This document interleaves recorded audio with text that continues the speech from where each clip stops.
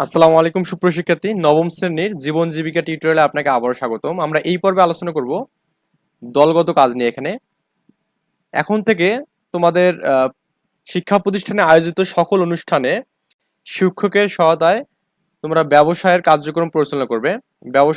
ব্যবসাটি পরিচালনার জন্য বর্ণিত নির্দেশনা অনুযায়ী অনুসরণ করে রেখে এবং আগের আইডিয়াকে প্রয়োজন অনুযায়ী পরিমার্জন করে পরিকল্পিত উপায়ে প্রকল্প বাস্তবায়ন করো, অথবা নতুন কোনো আইডিয়া নিয়ে কাজ করতে পারো। উদ্যোক্তা হিসেবে তোমার যাত্রা শুভ হোক। তো আমরা এখানে এখন এই দলগত কাজটা আমরা এখানে সলভ করবো। এখানে এখানে আমরা সমাধানে গেলাম। এখানে যে বিষয়গুলো বলা আছে এখানে সেটা আমরা অনেকগুলো ধাপ আকারে আমি দিয়েছি। এখানে ধাপ এক হচ্ছে ব্যবসায় আইডিয়া নির্দিষ্ট করা। এখানে আমরা কি ব্যবসা করবো সেটা আমাদের নির্দিষ্ট করতে হবে। বিদ্যালয়ের আশপাশে ভালো শোপিসের দোকান না থাকায় আমরা কি করবো, এই শোপিসের দোকান করবো। এখানে এটা আমরা আইডিয়া করলাম। ধাপ দুই হচ্ছে আমাদের বাছাই যাচাই এবং ফলাফল বিশ্লেষণ। এখানে বাছাই যাচাই করে দেখছি যে শোপিস পণ্যের পর্যাপ্ত সম্ভাব্য ক্রেতা রয়েছে, এখানে অন্যান্য প্রতিযোগিতার সাথে টিকে থাকার সামর্থ্য রয়েছে এবং আমাদের পণ্যের কাছাকাছি বেশি পণ্য নেই এখানে। তাই এবার আমরা আমাদের ব্যবসায় আইডিয়াকে বাস্তবায়নে এগিয়ে যাব। এখানে 3 নম্বর ধাপে আমাদের যেটা আছে এখানে ব্যবসায়িক পরিকল্পনা প্রণয়ন। ধাপ 2 এর ইতিবাচক সাড়া পাওয়ার পর আমরা আমাদের ব্যবসার পরিকল্পনা তৈরি করেছি। এখানে এই পরিকল্পনাগুলো কি কি? সম্ভাব্য ক্রেতা হবে বিদ্যালয়ের শিক্ষার্থী, অনুষ্ঠানে আগত অভিভাবক এবং অতিথিবৃন্দ। এখানে এটা কিন্তু আমাদের 3 নম্বর ধাপের মধ্যে আমরা আছি।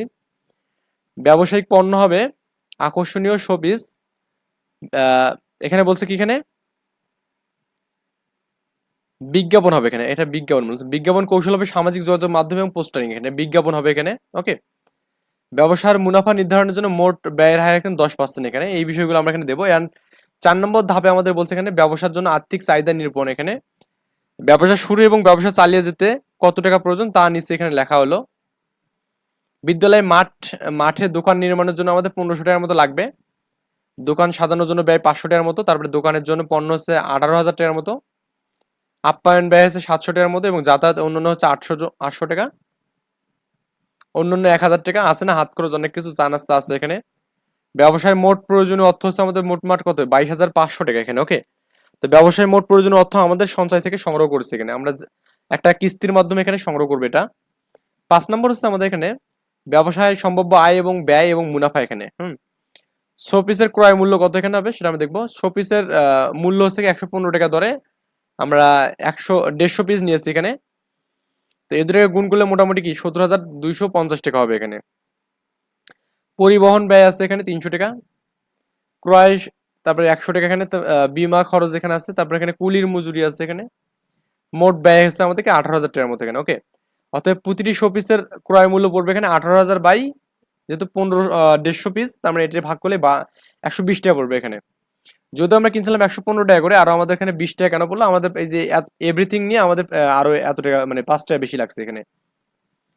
মোট ব্যয়ের উপর 10% লাভে বিক্রয় করতে হলে শোপিসের মোট মূল্য এবং প্রতিটি শোপিসের মূল্য হবে এখানে কত, শোপিসের মোট মূল্য কত, 18,000 এখানে। ওকে, তো শোপিসের মোট মূল্য কত, 18,000। এটা দুইবার হয়ে গেছে, একবার লিখলে হবে এখানে। আপ্যায়ন যাতায়াত অন্যান্য খরচ হচ্ছে 1500 টাকা। তারপর এখানে মোট ব্যয়ের উপর 15% মুনাফা যদি হয় এখানে, তাহলে কত হবে এখানে, 1950 টাকা এখানে মোট হবে এখানে। তার মানে মোট আমাদের বিক্রয় মূল্য করতে হবে, মানে বিক্রয় করতে হবে কত টাকা এখানে, 21,450 টাকা বিক্রয় করতে হবে এখানে। মানে আমাদের এখানে 10% লাভ হলে কি হবে এখানে বলুন তো, মোট টাকা হবে এখানে 1950 টাকা আমাদের লাভ করতে হবে এখানে ব্যয়ের উপর। তাহলে মোট আমাদের 21,450 টাকা আমাদের বিক্রি করতে হবে, তাহলেই না ব্যয় হবে, লাভ হবে এতগুলো। অতএব প্রতিটি শো পিসের বিক্রয় মূল্য হবে এখানে 143 টাকা। মানে আমাদের 120 টাকা ধরে আমি কিনলাম সব মিলে, আর আমাদের 143 টাকা আমাদের বিক্রি করতে হবে পার পিস। ওকে, তাছাড়া আমাদের কিন্তু লাভ হবে না এখানে। আয় ব্যয়ের বিবরণ এখানে ব্যবসায়ী 150টি শোপিসের মধ্যে সবগুলো বিক্রয় হয় এখানে, মানে সবগুলো বিক্রি হয়ে গেছে। তার মানে বিক্রয় হয়েছে কি 150 ইন্টু 143 মানে কি 21,000, এতই বিক্রি হয়েছে এখানে। বিক্রিত পণ্যের ব্যয় এখানে কত, এখানে 18,000 টাকা এখানে, এত টাকা আমার ব্যয় হয়েছে। কর এবং আপ্যায়ন ফি মোটমাট এখানে 570 টাকা এখানে, 570। তারপর হচ্ছে নিট আয় এখানে আমাদের কত, এখানে এই 2880 টাকা এখানে। ওকে, মানে আমাদের মোট এখানে লাভ করছে কত, এখানে 21,445 টাকা বিক্রি করছে এখানে।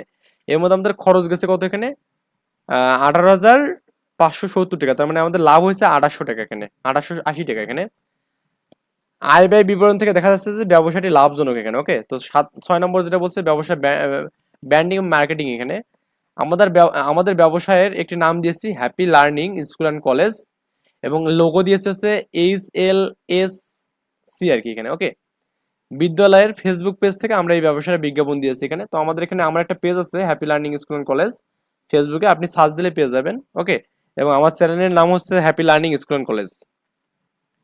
7 নম্বর হচ্ছে ছোট পরিসরে ব্যবসা শুরু এবং পর্যবেক্ষণ।